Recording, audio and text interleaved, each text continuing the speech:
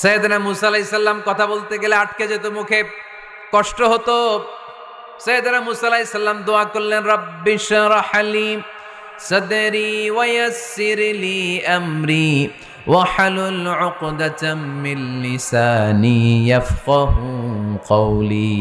রাব্বিশ রাহ লি সাদরি, আল্লাহ হৃদয়কে প্রশস্ত করে দেন। ওয়া ইয়াসসির লি আমরি, আল্লাহ আমার কাজকে, আমার দায়িত্বকে আমার জন্য সহজ করে দেন।